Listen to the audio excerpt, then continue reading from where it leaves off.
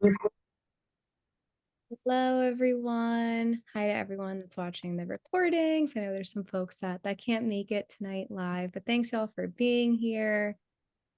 Gonna give it a few minutes, let some folks filter in. Hope everyone's doing good today. Love if people could, just when you're coming in, if you could mute just so we could kind of make sure that there's no background noise. But yeah, thanks for being here. Second class in our 4-part Reclaiming Democracy course. Thanks for being here. Thanks for spending Tuesday night with us. Just give it a few more minutes. But again, feel free to put your name, pronouns in the chat, where you are in the state. And yeah.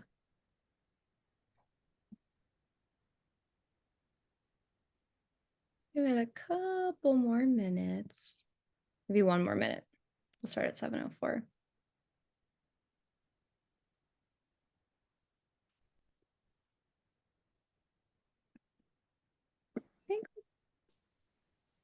Kind of ask if everyone could just mute, just so that way we can kind of eliminate any background noise. That would be great. Some more people are coming in. But I think we can get started because we're going to cover a good bit tonight. But yeah, thank you all again for being here. Thanks for spending Tuesday night with us. And yeah, tonight is week 2 in our 4-part course, just covering democracy, money and politics.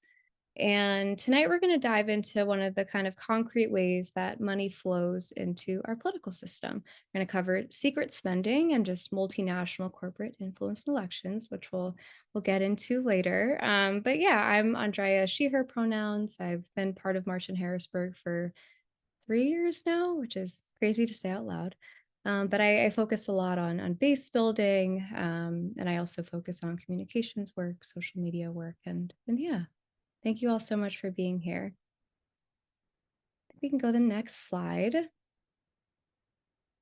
Who we are. So obviously we covered this last week, but for some of the folks here who are new and who don't know March on Harrisburg, we're a grassroots organization that's dedicated to getting money out of politics in Pennsylvania and building a government and a democracy that works for all of us and not just a wealthy few people. We have been doing this for over, I think it's more than 7 years now, 8 years. And we are very much volunteer driven. We really focus on systemically developing democracy leaders who are clear and confident, competent, and committed to the ongoing work that it will take to win a government that actually serves the people. And we're also politically independent. Just want to highlight that, which means that we're focused on systemic change, and we are very much nonpartisan, very much critical of the system as a whole. So yeah, going to the next slide here. So on the screen here, some of you all have seen this. This is March on Harrisburg's Money Out People in Policy platform. So March on Harrisburg, we don't believe in kind of one silver bullet policy that just fixes everything. It's gonna take a lot to kind of undo the ongoing corporate takeover that's been happening in our government since the 70s and honestly before, right? And we have a 23-point policy platform that outlines our roadmap to democracy. And kind of the way you can think about it, there are 2 buckets. You have the money outside. So you have the gift ban on there, which we talked about last week, closing the revolving door. And the people inside, right? We have bringing people to the civic process. So ballot initiative process, ranked choice voting, same-day registration, vote by mail, those sorts of things. This course, we really are primarily focusing on the money outside, and specifically tonight, we're going to focus on shining a light on dark money or secret spending. And we're also going to talk about prohibiting foreign money in our elections as well.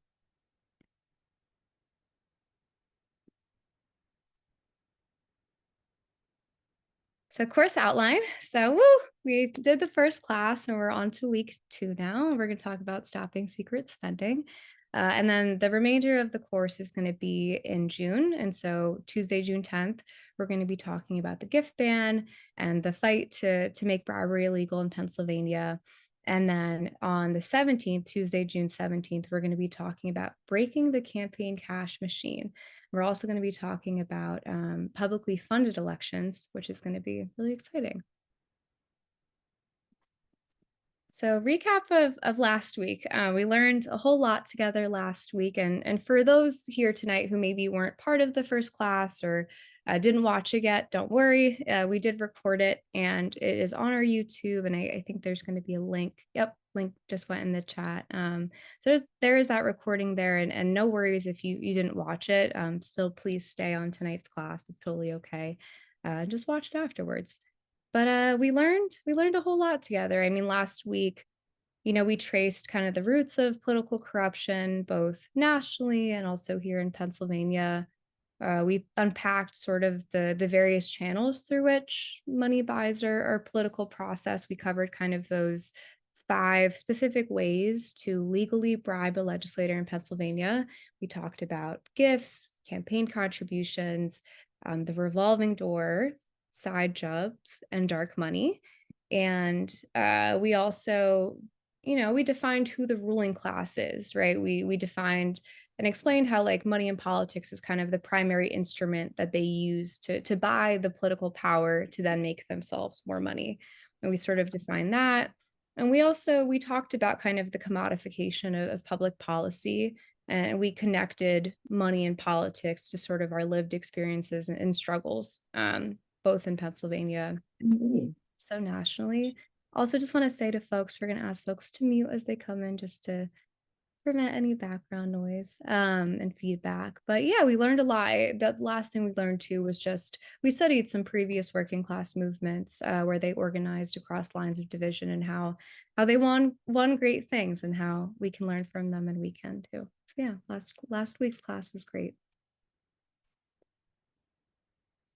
And so today we're going to be diving into one of those channels of systemic corruption that we talked about last week. We're going to kind of collectively define what dark money / secret spending is and how it kind of materially shows up in our lives, what it actually looks like. We're also going to define, this term foreign influence, multinational, what that means, why those terms matter. We're going to talk about a really exciting policy that we passed through the full House back last session. And we're joined here today by Free Speech for People who came up with this policy. And I'll save the rest for Alexandra to talk about later. But we're going to cover that. And yeah, we're going to focus tonight on secret spending. And I'm going to pass it to Michael now to do our Mystica. Well, so we're going to do a short little video just to help, not a short video, I'm sorry. It's a decent length video to help us ground ourselves in the material for tonight. This is a video that a March on Harrisburg and other organizations as well, activists named Matt Kressling made a few years ago after he disrupted the U.S. Supreme Court through an act of nonviolent civil disobedience in 2015 to protest against money in politics. And this is his sentencing hearing from that action. And he recorded it and made an animated video of it. So here we go.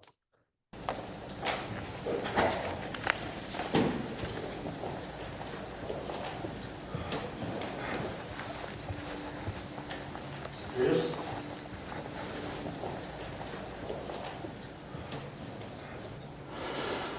Each time we return to this courtroom, I'm struck by the atmosphere, by the silence. Much like the Supreme Court chamber, it reminds me of being in a church. It isn't easy, in my experience, to break that silence, to go into a church and raise one's voice, as I'm doing now, and as we did over 2 years ago. It flies totally in the face of one's cultural conditioning to stand up and disrupt the service. And I don't think any of my friends or I did so with any great pleasure, but only real trepidation and a feeling of obligation in our role as citizens. The same sense of duty that I'm sure motivates the members of the court, and deriving from the same faith in the law. The numerous times that we've been called back to appear in this courtroom over the past couple of years sometimes for only a 15-minute hearing, to say, yes, Your Honor, I understand, have been costly and frustrating, to be honest. But I appreciate that the reason for summoning us was always a meticulous attention to process and fairness. I may disagree with the government's zealous prosecution of our case, the multitude of lawyers and resources assigned to the overturn of our appeal, and the incredibly thorough pre-sentencing investigation report scrutinizing our lives. But I have no complaint whatsoever with the deliberativeness of the court. Citizens in a functioning democracy don't require that the outcome favor them, only that the process be fair. And that fundamentally is why we disrupted the Supreme Court, to warn that the public was losing faith in the fairness and integrity of its government. Chief Justice John Roberts, in his decision for McCutcheon v. FEC, the case whose anniversary we marked with our protest, wrote, quote, "Responsiveness is key to the very concept of self-governance through elective officials. But there's a growing, almost irreversible feeling in this country that government is not responsive to the will of the people, only to a wealthy donor class. That's the result of a long series of decisions, McCutcheon being just one, in which the court removed most restrictions on political spending. People feel that the system is rigged against them in favor of the moneyed elite, and the feeling is borne out by research. A 2014 Princeton study, in its examination of 1,800 political outcomes, found that whereas, quote, economic elites and organized interest groups play a substantial part in affecting public policy, the preferences of the average American appear to have only a minuscule, near zero, statistically non-significant impact. I doubt that many people read that, but really it only confirmed what Americans need no Princeton study to tell them, that increasingly they are powerless and effectively disenfranchised.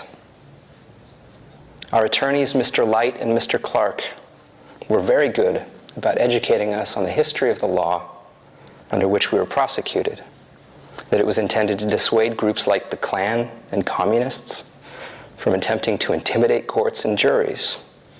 We agree that courts and juries shouldn't operate in a climate of intimidation, but the charge in our case is paradoxical.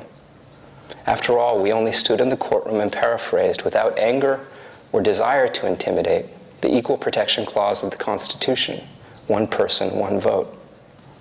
If we truly wished to intimidate the court, everyone knows that the best way to do it would have been to make a massive contribution in one form or another to a politician who would subsequently make or approve judiciary appointments favorable to our interests. That's how modern clans, in their various guises, influence the court in our time. When money is speech, and mere speaking, apparently, is criminal. My friends and I broke the law because we couldn't afford to influence the government legally. As the court was informed by my pre-sentencing investigation report, I have $8 in my checking account. Now, that is not true. What if, when uncertainty is high, heck,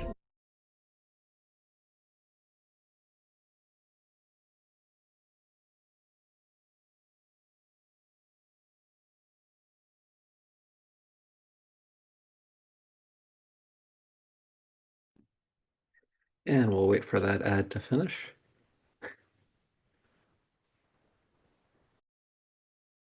Yeah, that is not true, I should say, but considering the sums currently necessary to buy influence, it may as well be.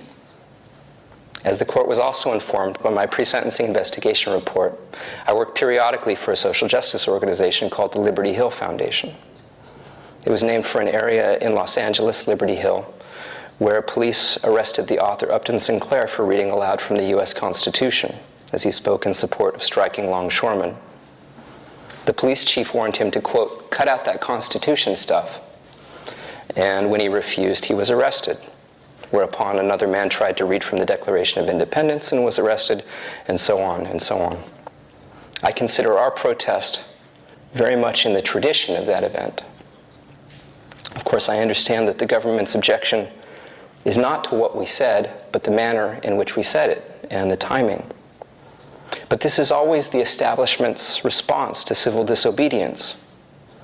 We don't object to what you say, but can you please do it where we can't hear it?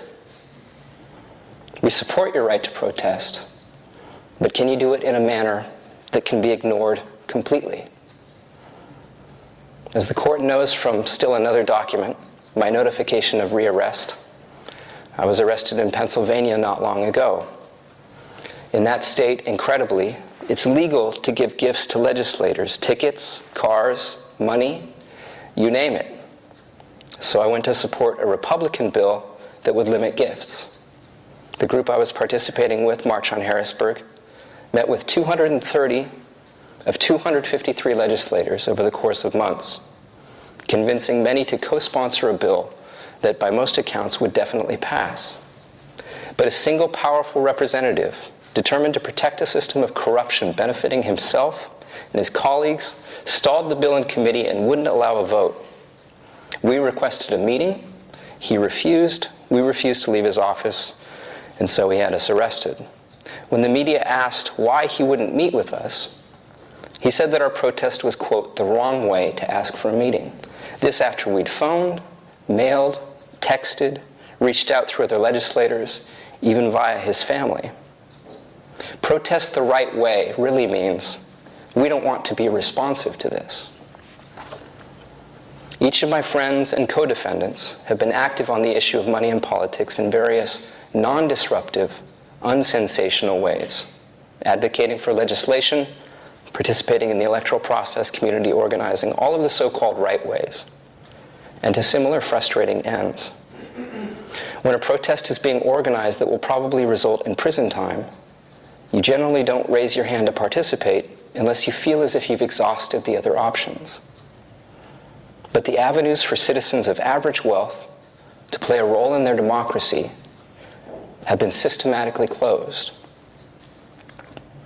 On the recording of the justices' microphones during our protest, which you did not hear in its entirety, that was an edited recording, Justice Scalia urges that we be given, quote, stiff sentences.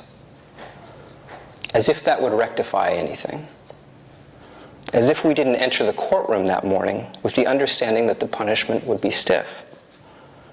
He perfectly expressed the typical reaction of power to protest, that it's a useless inconvenience.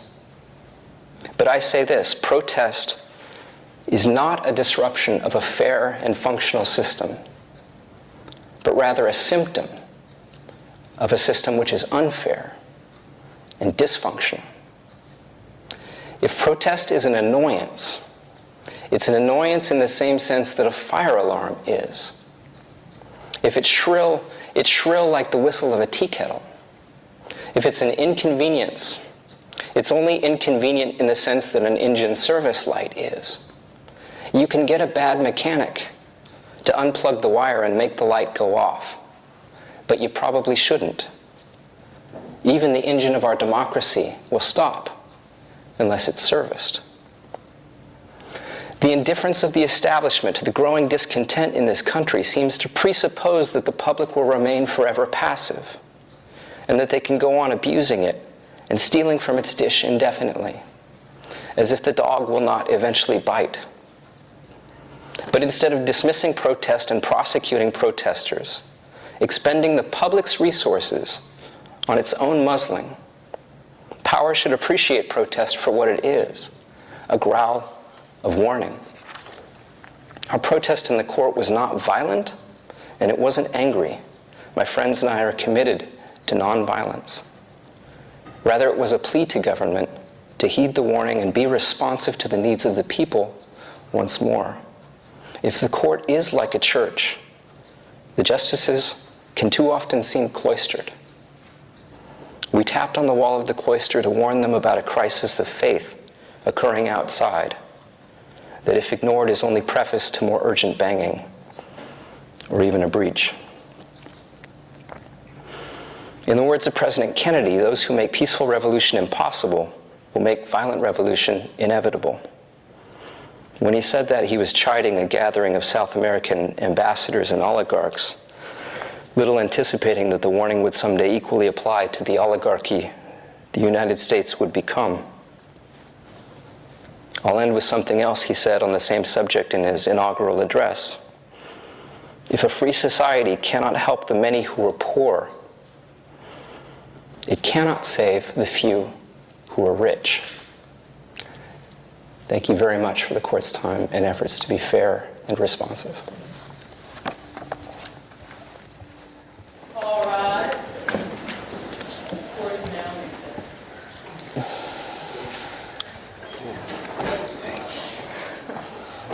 Yeah, no worries. Yeah, yep. All right, so thank you.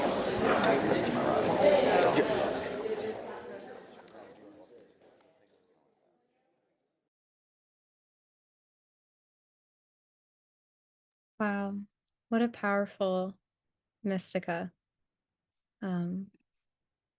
Every time I watch that video, I really do get chills. I think it's so well done.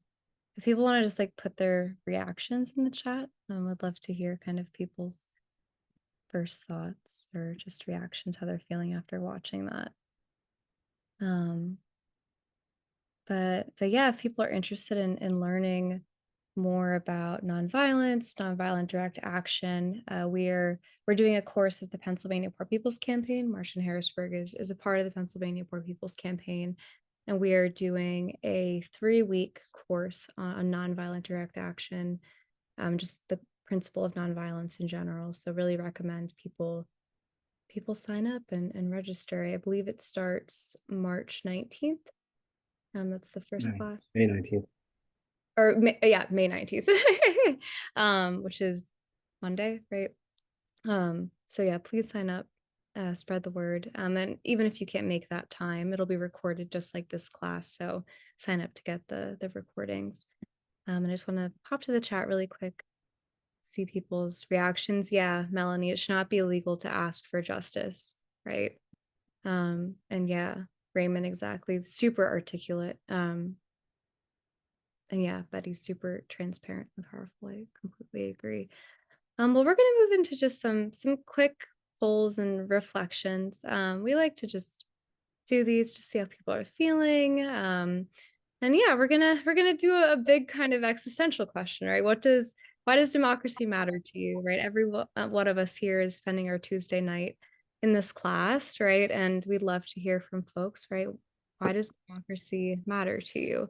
So I think I'm able to do this. I'm gonna launch a quick little poll. All right, let me know if that comes up on people's screens. Yay! People want to take like a couple minutes, just reflect, first thing that comes to mind.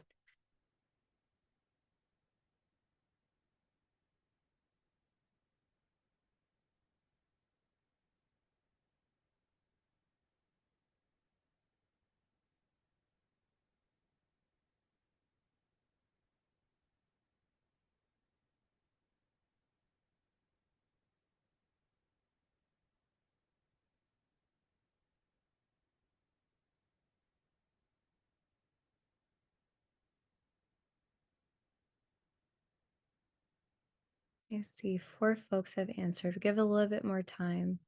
Get some more responses there. If anyone needs help accessing the poll, let me know.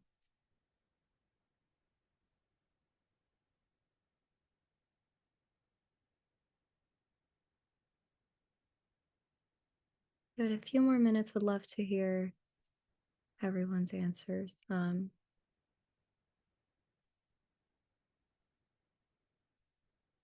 And if you're unable to figure out the poll, feel free to just put it in the chat too if you'd like.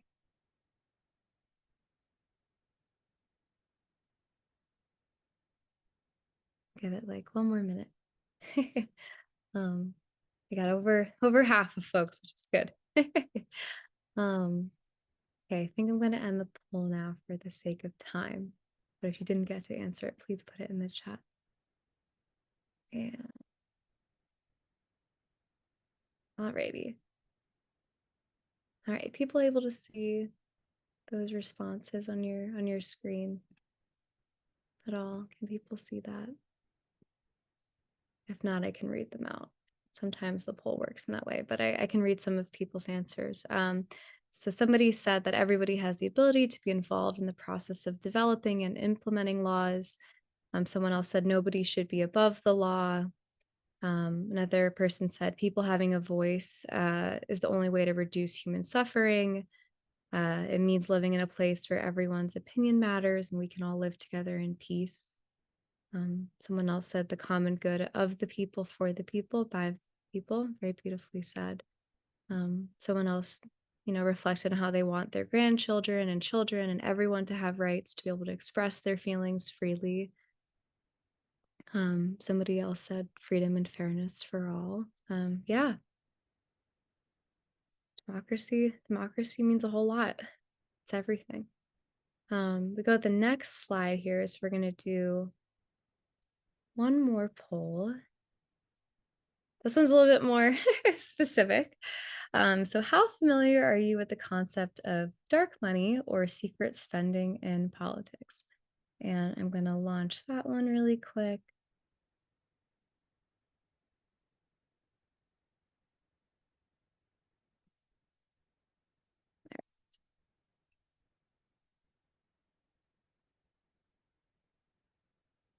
Give me 1 second, it's loading. All right. Y'all should see it on your screen now. Can people see that? Yay. I can't see on my end. Okay, cool. Yay, people are answering. Most of us are in there. Woo. I think that's most of us that participate. I think if you're a co-host or anything like that, I don't think you're able to participate in the polls. That's okay.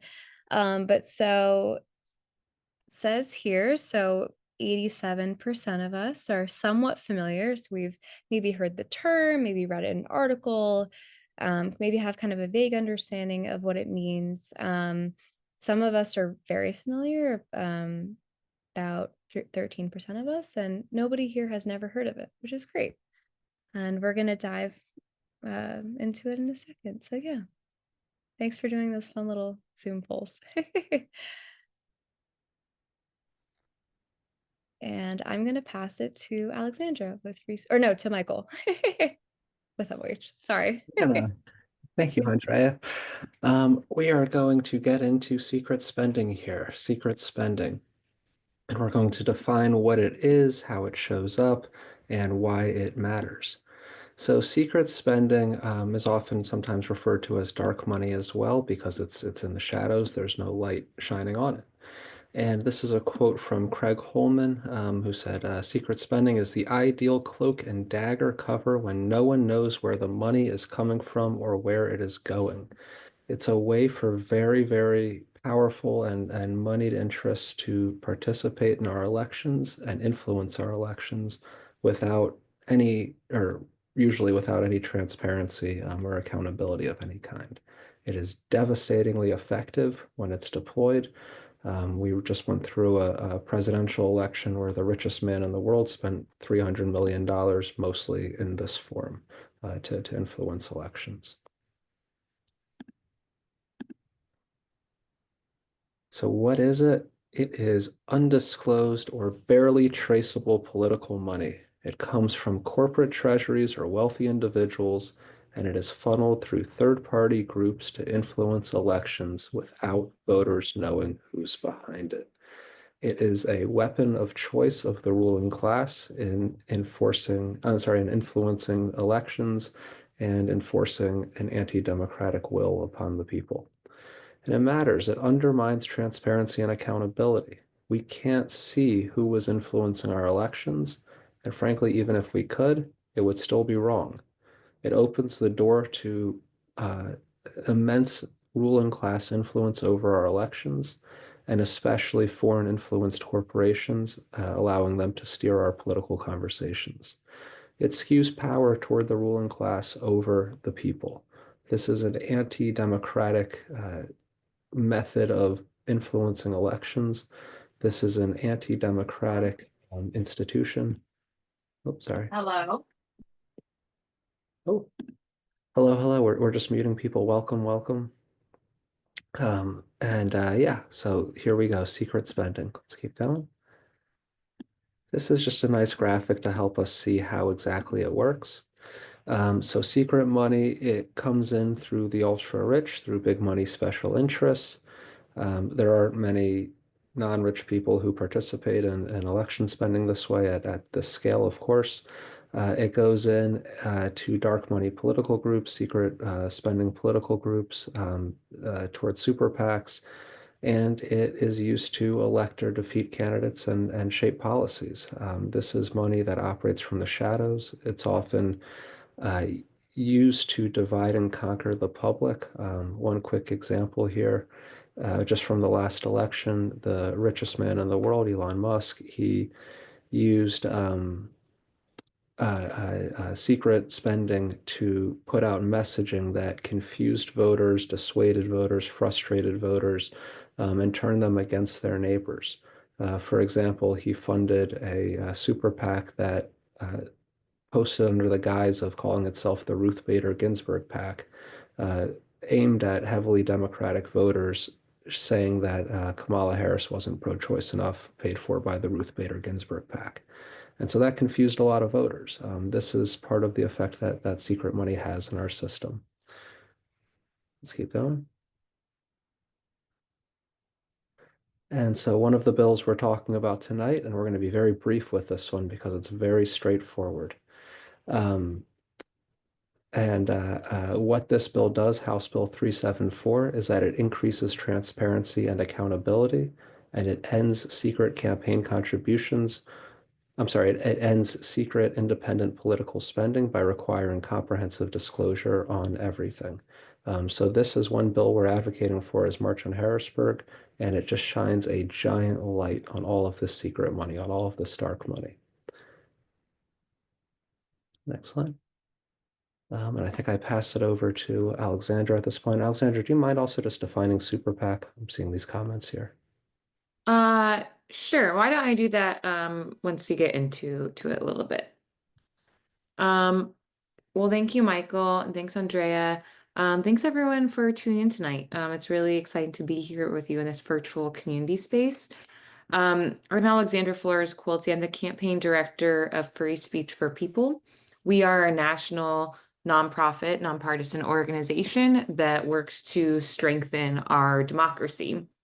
And our name is actually tied to one of the biggest issues when it comes to money in politics, and explains kind of the context of everything that we're talking about tonight, which is the Citizens United ruling, as I'm sure that you all have been talking about a lot during these trainings. And so Free Speech for People was actually founded by a group of constitutional lawyers on the day of the Citizens United ruling. So it's Free Speech for People because the kind of subtext of that is as opposed to corporations. Yeah, we're very dedicated to strengthening our democracy and addressing the issues of corruption and money in politics. Let's go to the next slide. We're going to talk specifically about a policy that Free Speech for People has helped develop across the country, and that we're so thrilled that March on Harrisburg championed within the state of Pennsylvania and is now pending in the Pennsylvania legislature. I'm gonna go through in the next several slides a rundown about this policy. And to do that, we need to start by talking about the origin of the problem. So following the 2010 decision of Citizens United that was made by the Supreme Court, multinational corporations were then able to donate unlimited funds from their corporate treasuries in elections. What this meant, one of the ramifications for this, I mean, it was one of many. I mean, this decision totally transformed elections in the United States, and our democracy has not been the same since. And it's been on a trajectory, as we've been talking about, of more and more money in elections. But one of the ramifications is that it actually provided a new pathway for foreign influence in our elections. So, as I'm sure many of you may be aware, foreign nationals, foreign individuals are already banned. It's illegal to participate, to spend any money in elections. Congressman Jamie Raskin of Maryland often says, if someone who is deemed as a foreign national were to donate even $5 to him, both him and that person both him as a candidate and the person who donated that money would be criminally liable, that would be breaking the law. So this is very heavily enforced at the individual level and has long been upheld. And yet, with the Citizens United ruling, it actually created a new pathway for foreign influence in elections. And that is because corporations, not being people, have investors. That is their owners. That is the boss of the corporation. It is who the corporation owes its allegiance to. It's who it's responsible to.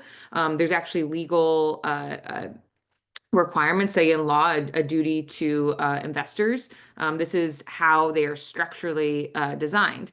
And corporations also have investors that are not just within the US, they can be from all over the world. So an American corporation can have huge amounts of foreign ownership from for example, very wealthy Russian oligarchs, which is the case in Airbnb. Many of the top shareholders there are Russian oligarchs. It could be by having a foreign corporation be a top shareholder of an American corporation. Or in the case of Uber, it can even be a foreign government. A foreign government can be a top shareholder of an American corporation, which then in turn can spend unlimited amounts of money in US elections. So this is the origin of the problem. And it creates this tension with one of the core principles of US democracy, which is that of self-determination, sovereignty. Every democracy basically around the world has laws around this to ensure that other nations aren't able to then influence their elections. And yet, with the Citizens United ruling, the US provided this new pathway through this ruling. Let's go to the next slide.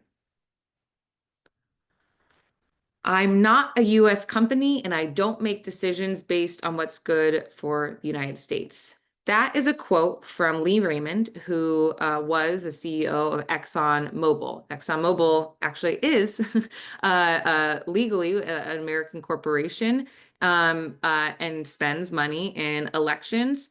And yet, as evident by his own words in this quote, the decisions made by that corporation are not aligned with what is necessarily what's best for the United States. It's aligned with the self-interest of the corporation and its shareholders. Again, this is how corporations are structurally designed. Next slide. And foreign investment in US corporations is actually something that is relatively newer in terms of how much it is. And it's something that's very relevant because it's on an upward trajectory. So in 1986, just 4% of US corporate equity, so how much corporate equity was owned, was foreign owned by only 4%. That is now up to 40% since 1986. That is a very, very big increase. And the trajectory of this is only going up. So when we talk about the issue of self-determination, American democracy, and this pathway for foreign influence in our elections through the corporate form, it's more and more of a timely issue as more of US corporate equity is foreign owned. Next slide. And as we know, multinational corporations are influencing our elections. We're going to talk more about Seattle in a little bit, but in Seattle, Amazon in 2019 broke records when they dumped over $1.5 million to influence the outcome of the Seattle City Council elections. And actually, that was specifically because the City Council was planning to implement a new tax for large employers. And so it was very explicit that one of the reasons why the Amazon was dumping a record amount of money spent in the Seattle City Council race was to try and prevent them from being taxed. And that tax was actually specifically going to address the issue of homelessness, so an issue that affects poor and working class people. That tax was specifically going to fund that problem that needed a lot of public infrastructure. And actually some even further context on that, this tax was only going to increase their taxes by $10 million, which obviously for all of us, that is a lot of money. But for one of the largest corporations in the world, $10 million is a drop in the bucket. And Amazon has one of their headquarters in Seattle. So they take a lot from Seattle being one of their headquarters. And yet they wanted so much not to pay this tax that they were willing to dump this much money to try and influence the Seattle City Council elections that year. But the story is not over there in Seattle, and we'll get to that in a little bit. But other examples of multinational corporate spending elections, Chevron sought to influence elections in Richmond, California, following a lawsuit for a refinery fire that actually caused over 15,000 people to seek medical treatment. So specifically, again, a multinational corporation not aligned with necessarily the self-interest or the public good for a given city or state, dumping tons of money in elections in order to try and serve their own self-interests, which are at odds with that of the public. Next slide. So just as a recap about how this foreign influence corporate money moves, you will have a U.S. corporation that has a critical mass of foreign investors who own stock. They're partial owners of a corporation. And that actually, with that foreign ownership, we call that a foreign influence corporation. Sometimes you might see in maybe some materials by March on Harrisburg or my organization, the term FIC. That is what FIC stands for, Foreign Influence Corporation, which is a mouthful. So that's why we sometimes say FIC for short. So you have a foreign influence corporation. They then do election-related spending through all sorts of ways, dark money political groups, ballot measures, super PACs. And then, it varies state to state about their ability for how they can spend in elections, but there's varying ways that they are then able to spend, lots and lots of different pathways for them to spend in elections.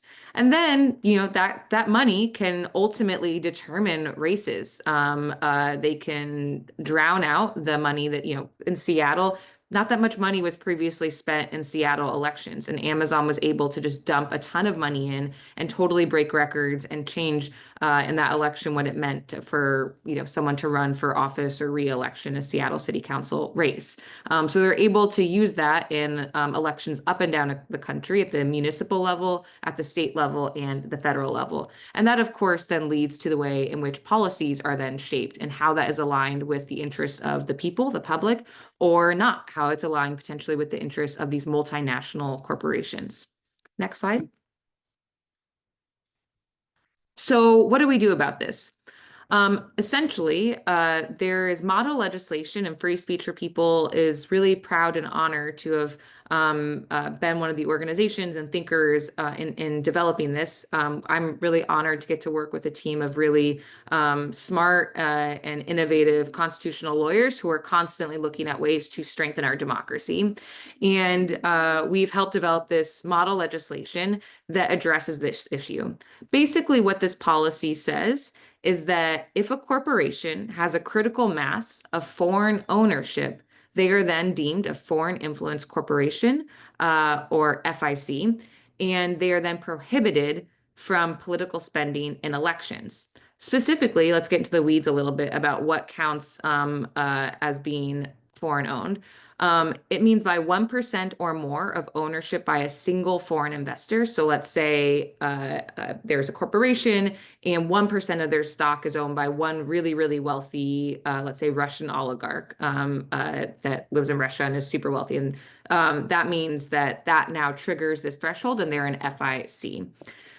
5% or more ownership is by multiple foreign investors. So this means that if there's actually many foreign investors, if you add up how much stock they owned in the corporation, then that if it's 5% or more, then it triggers this and they are then deemed an FIC.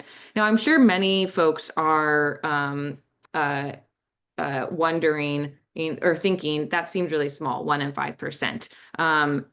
Totally get why that might seem small, but when we're talking about multinational corporations, these big corporations, this is actually huge amounts. Most people, most entities only own fractions of percentage of ownership of a corporation. And so if you're a 1% stockholder, you are actually one of the biggest, you might be the biggest stock shareholder in the corporation. That means hundreds of millions of dollars worth of stock that you own.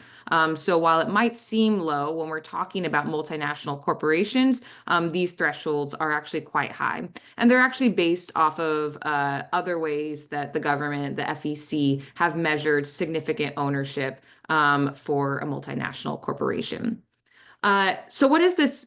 So if this policy then says if you're a foreign influence corporation, you're barred from all political spending whatsoever. So not directly to candidates, not to ballot measures, not to super PACs, not to ballot measure committees, et cetera. No political spending whatsoever.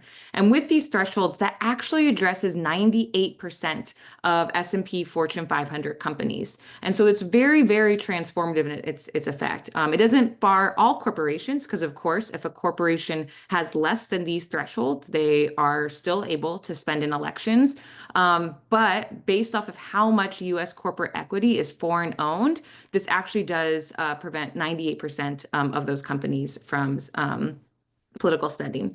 And while this does not undo Citizens United, Citizens United needs to be overturned through a different process, which, by the way, Free Speech for People very much supports and has worked on trying to overturn Citizens United. But until it is overturned, we do have to deal with the realities of this when we're trying to enact policies at every level of government.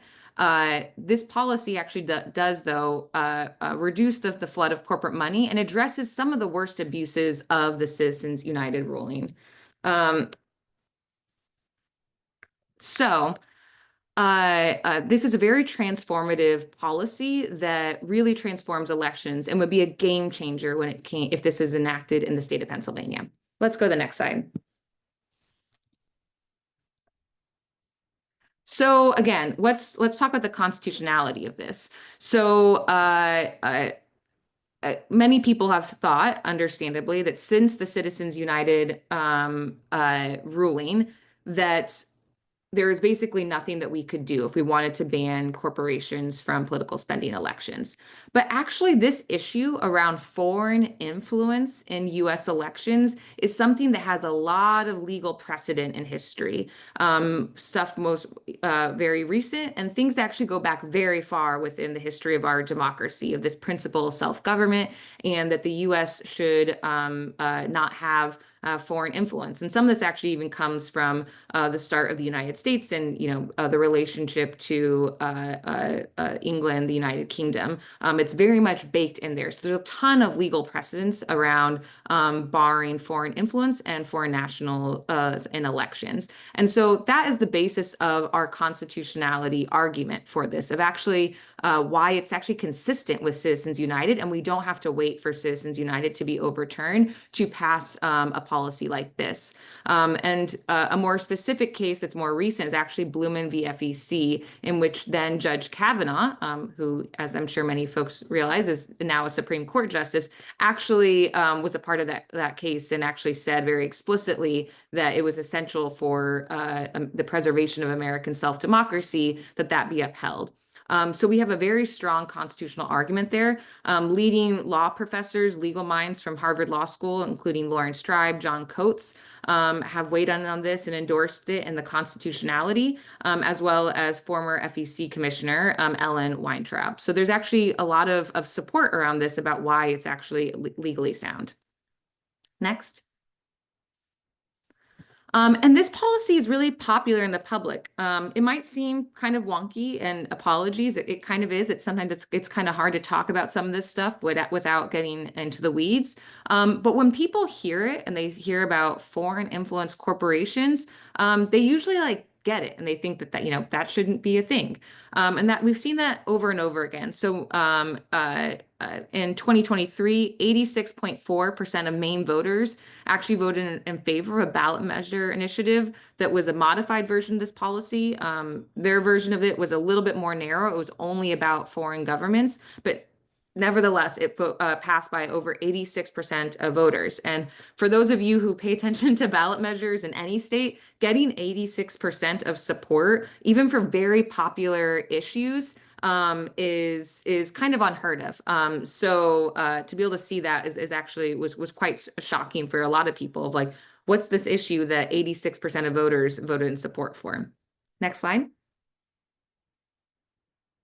And this is also evident in a poll that happened actually just this last summer, and this was done nationally, and it was by Data for Progress, and they found that 82% of Americans supported basically this policy, and that was across the political spectrum. It wasn't just Democrats, it wasn't just independents, there was an immense amount of Republican support as well. So this isn't actually a partisan issue. People from across the spectrum agree on this. Next. And so where has this advanced? So this has been passed in actually 4 jurisdictions, Seattle, Washington being the first, San Jose, California, Portland, Maine, and Minnesota. So Seattle, it's been the law of the land there the longest. Seattle was the first jurisdiction to pass this model legislation. It's over 5 years that Seattle has been free of multinational corporate political spending in their elections. They've passed a number of reforms to support public infrastructure, support homelessness, and getting people housed. Many public programs and that benefit working class and poor people. Will note that unfortunately in Minnesota, even though they passed this with a ton of support, they actually it did get challenged by the Chamber of Commerce. Attorney General Keith Ellison fought vigorously to defend the law. Unfortunately, the judge that we got on that was a Trump-appointed judge with a long history of corporate law, and they prevented the Minnesota law going into effect. That being said, it does not stop us both in the places where this is already passed. It's still the law of the land in Seattle and San Jose, and it does not stop other states such as Pennsylvania from enacting this, and which is all the more reason why we're excited. And as you can see the slide, it's pending in several other places. I know I've been talking for a while, so I'm happy to answer questions, but I am going to turn over to Michael, who can share more specifically about the Pennsylvania bill. Thank you, Alexandra. Thank you for taking us through that. And thank you to Free Speech for People and your work on this policy all over the country and for all the other fights that you fight. So House Bill 497, this is the bill number here in Harrisburg in the state legislature, and it would prevent foreign influence corporations from spending through super PACs or other independent expenditures. And a super PAC is just a legal fiction. It's just an entity. It's a piece of paper that says that this super PAC exists, and it's a way that you can raise unlimited amounts of money and spend unlimited amounts of money influencing our elections. And they are an absolute absurd legal fiction. The only rule for them is that they're not allowed to coordinate directly with the candidate. That's why we call it independent spending, because it's not coming from the candidate themselves, it's independent of them. But it's unlimited as far as how much it can take in and how much it can spend, and it avoids reporting and accountability and transparency through a couple other legal tricks. So this bill would ban foreign influence corporations from political spending, whether through super PACs, whether through something else called 501c4s, or just directly. And this bill would move Pennsylvania from a tie for last place to a three-way tie with Minnesota and Maine for first place.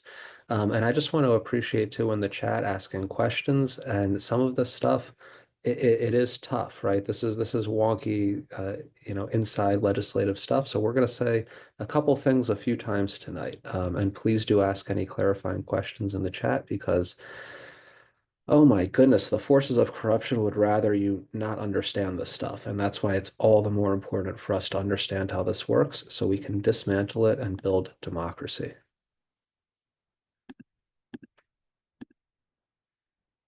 So what makes an organization a foreign influenced corporation? So once more, a foreign influenced corporation in this bill is when a single foreign entity owns or controls 1% of a corporation. So that means that one entity owns 1% or more of the corporation's stock. And that is a huge chunk of ownership in a massive multinational foreign influenced corporation. For example, 1% ownership of Amazon is roughly $19 billion. So we're talking about large amounts of money. And then also, if a multinational corporation has 5% or more total foreign ownership, that also makes it a foreign influenced corporation. And this covers for-profit corporations. And as Alexandra was saying, this is a lot of massive corporations. This is 98% of the Fortune 500, of the S&P 500 are technically foreign influenced corporations. They have substantial foreign ownership, which makes them this contradiction in US law, where US corporations have the right to spend on politics according to Citizens United, but foreign entities do not. So what do you do with a foreign influence corporation? We need to ban them. We need to keep them out of our politics. And this is, again, 98% of the massive corporations. This bill does not apply to the following, and these are very important exceptions. And when talking with legislators, these are some really key points to hit. This does not apply to small businesses. There are very, very, very few small and mid-sized businesses that are foreign influenced corporations. The local coffee shop, the bookstore, they're just the mom and pop shop. They're just not covered by this at all because they are owned by people in the US. Nonprofits such as the Red Cross, the Sierra Club, March on Harrisburg, we don't have foreign ownership by definition. We don't have stock ownership, so it doesn't apply. Labor unions. Unions are not for-profit corporations. They are associations of people who work together. This does not apply to them because it's just a whole different category, a whole different world. And individual immigrants. This does not affect individual immigrants at all. Again, this affects giant foreign influenced corporations, Amazon, Microsoft, Uber, Aqua, so on. Other cities and states have passed this. Maine and Seattle have passed it. Minnesota passed it as well, but as Alexandra pointed out, it's undergoing judicial challenge. And it failed the first judicial challenge. It's undergoing subsequent. No, I'm sorry. No, it isn't. Let me backtrack there. Never mind, moving on. Is this constitutional? Yes, this is constitutional. Under Citizens United, corporations are an association of citizens, but if the corporation has substantial foreign ownership, then by definition, it is not an association of citizens. This is very constitutional. This actually hammers out that contradiction in our current law.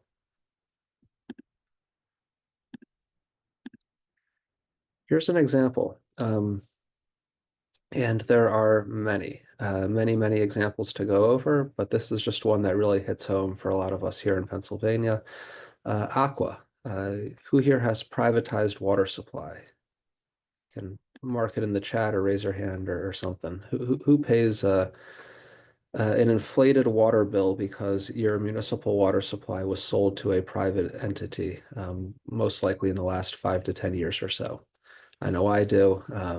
Statistically speaking, 1 out of 3 Pennsylvanians on this call is paying a private municipal water supplier at this point. And that is because of choices that our legislature made to sell out public water, to sell out water as a publicly held entity. And one of those massive corporations that made that happen through all sorts of bribery and corruption is Aqua. Aqua is a foreign influenced corporation. It is owned substantially by foreign entities, by foreign governments, pension funds, and corporations. And it is the one that has pushed to take over our water so they can promise repairs, not deliver on repairs, jack up rates, and laugh all the way to the bank. And that's been the story across Pennsylvania. I know my water bill has essentially doubled over the last few years, and the service has just gone down. So foreign influence corporations are able to influence our politics, reward their friends, get their people elected, and then pass laws that hurt people. That's how the game works. If you remember back to class one, money in politics is to buy power, to pass laws, to make yourself more money so you can buy more public power, to pass more laws, to make yourself more money, and so on and so on.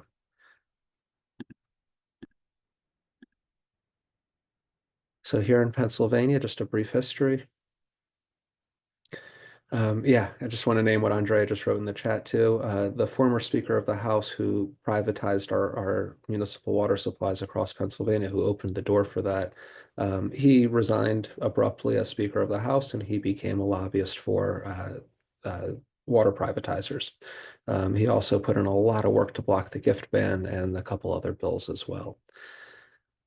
So here in Pennsylvania, we did pass this bill through the full Pennsylvania State House last session.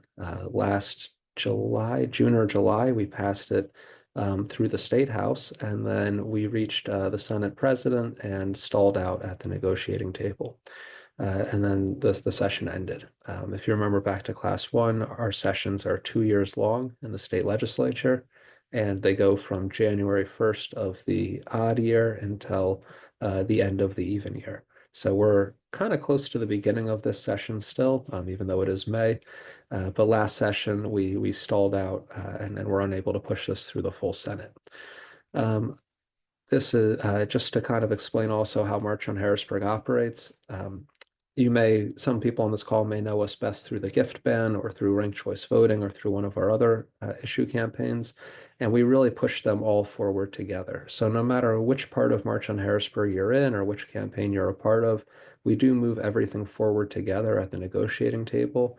And this bill actually moved through the State House because they really didn't want to pass the gift ban. They really don't want to pass the gift ban. Can't emphasize that enough. So that was really the gift ban campaign is what opened up the breathing room to get this through the State House. Andrea. Thanks, Michael.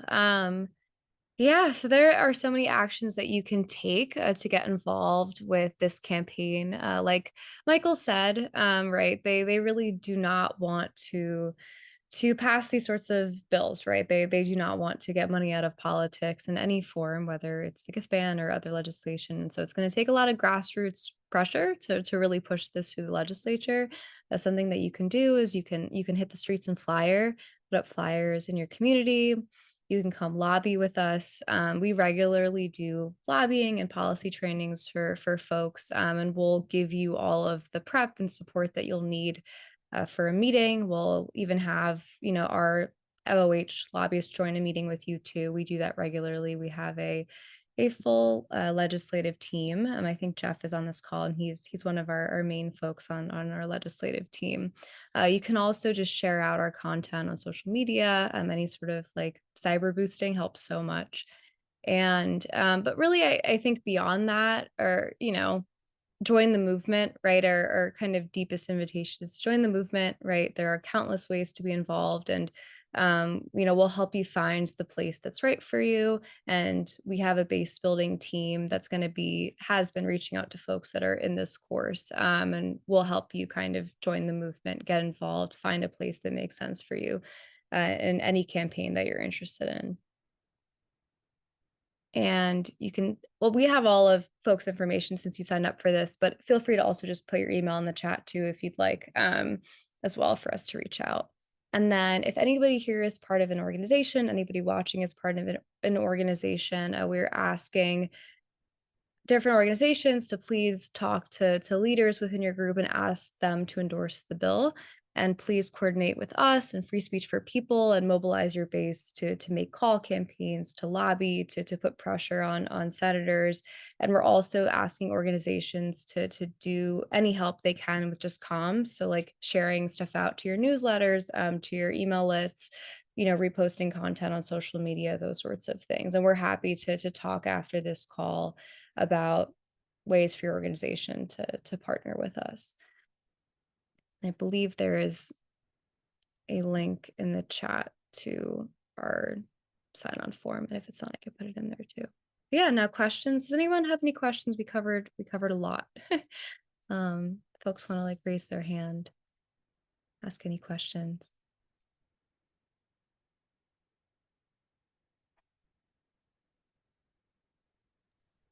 Don't be afraid, even if it's a very basic question.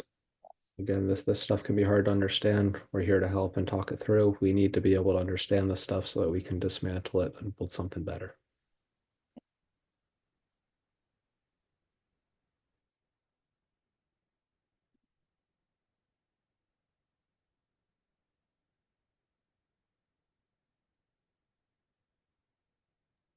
I Oh, can speak to this. So I see in the chat, there's a question about how it would be enforced.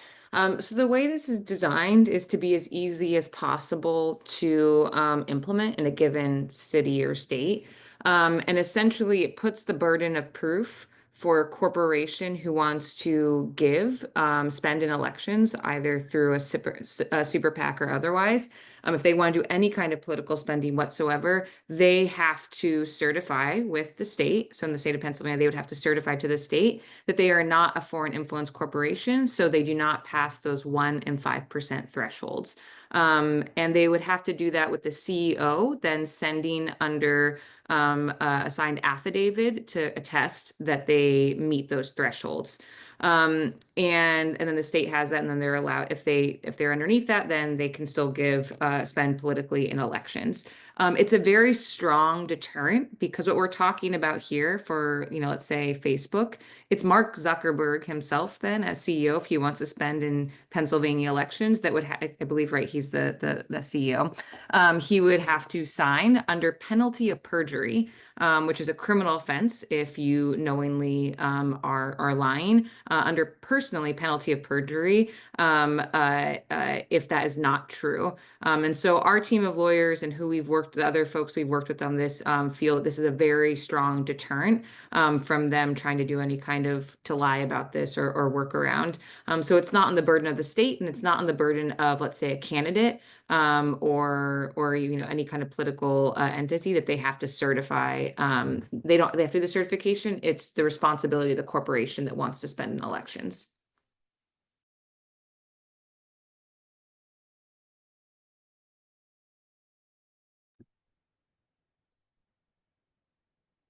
Amazing. Thank you, Alexandra, and thank you, Jen, for asking. S&P, I think that stands for Standard and Poor. Is that right? They're a ratings agency, as in S&P 500. Is that correct? Yes, I believe, yeah, it's Standard and Poor's 500. So it's a stock market index tracking of the top performing 500 corporations on the US stock exchange.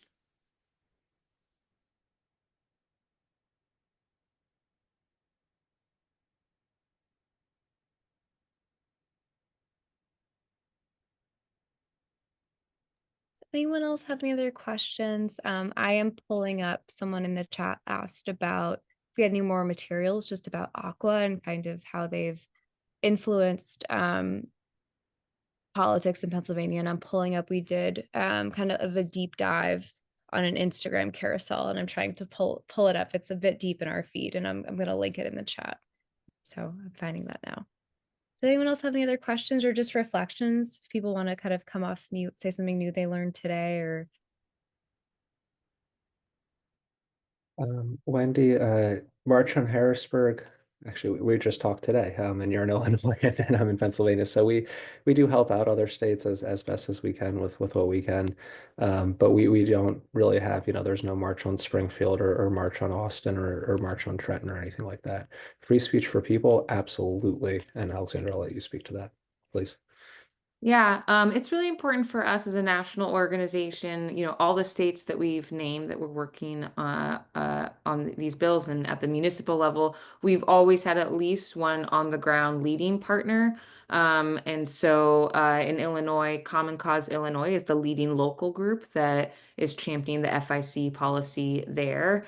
And we have anywhere from 1 to 100 coalition partners in a given state. California is the state, understandably, where we have the largest coalition. There's over 100 organizations that have signed on to support, and specifically a group, Money Out Voters In, is the leading group on the ground in California. And I'll just say to that, it's so important, especially with groups like March on Harrisburg that have a grassroots strategy and grassroots theory of change. Multinational corporations do not like this policy. They want to keep spending in elections, which is why the Chamber of Commerce in Minnesota tried to why they challenged it. And so the only way to be able to pass a policy like this is with an incredible amount of people power. And so we need organizations like March on Harrisburg and others that have a large grassroots base to really build and leverage that in order to pass transformative change that's going to strengthen our democracy. Tell a quick story to just hammer in that point, if I may. One time in the Capitol, a mega lobbyist who works for many foreign influence corporations and helps kind of shine the light that allows for them to know where to aim their secret spending cash. He said, and he was doing this in a confessional kind of way, we can beat you inside of this building every day of the week. We have all the money. We have all the power here. There's only one thing we have no answer for, and that's authentic grassroots pressure. And you can beat us back home and then bring that back into the Capitol and beat us here. And that's how you do it. And he said that, we all know that. Alexandra just said it, but coming from a mega lobbyist of foreign influence corporations, in a sense of, my God, we have too much power. Won't somebody please stop us? Kind of a confessional moment was pretty powerful. And it's true. We need to organize. We need to put the pressure on. Otherwise, this does not change. This will not fix itself. It is on us to do it. And I really encourage everybody on this call to dive deeper into March on Harrisburg. Please sign up if you aren't already. Meet with our base building team if you haven't already, and dive deeper into the work. As we've said a few times tonight, this is an incredible policy. It has a huge, huge impact. Really hard to state how big of an impact this policy has, but there are 23 things on our agenda. There's a lot of work to do. We need to really build democracy brick by brick, law by law here. So get involved for the long fight. And if you're on this call, I'll just say right now, this is what you do now. You are a democracy warrior. You may have come into this call already one, but you're definitely leaving this call as a democracy warrior. This is your life now. Welcome. Yeah, and I just want to say too, right? People in power, right? They do not want us to understand this information. They purposely make it super difficult. They use a lot of legal jargon. They wrap it up in really fancy words, right? And we reject that, right? We deserve to know this. We deserve to understand this. We deserve to understand policies that would radically transform our political system here in Pennsylvania. So I want to emphasize that, and that's why we send our political education courses like we're doing. That's why we focus a lot on leadership development. I did not understand how a bill truly became law in Pennsylvania until March on Harrisburg. I really did not know. I did not know that 4 people really were the most powerful people in our state legislature. I didn't understand what made them so powerful. I didn't understand they could do things like take away other legislators' furniture, right? I didn't realize that they could bully like that. I didn't understand what a committee was. All of these things we learned together. So I just want to emphasize that there is no such thing as a stupid question, right? And we're all still learning. There's still new things I learn every single day about our political system. And yeah, Wendy, please feel free. Yeah, mine's real quick. I'm so sorry that I forgot I was in a different time zone. So I showed up for 7 and it's, wrong time. But it looks like this session is recorded and will be available.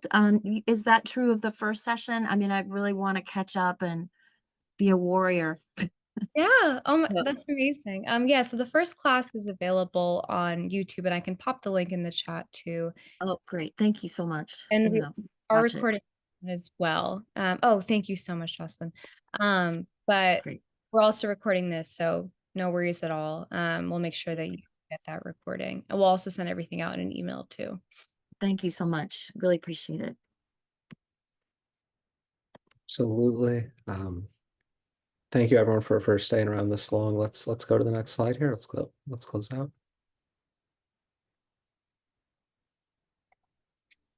I think this is the last slide, but yeah, our next 2 classes are going to be in June. So the next class is going to be on June 10th, and we're going to talk about the gift ban and the fight to make bribery illegal in Pennsylvania. And then the following week, we're going to be talking about campaign contributions and public campaign financing as well. So yeah, thank you all for spending Tuesday night with us and learning about this amazing policy. Thank you to everyone at Free Speech for People for being here and helping us and teaching us. And yeah. Thanks so much, everyone. Have a good night, y'all. Bye, everyone. Good night.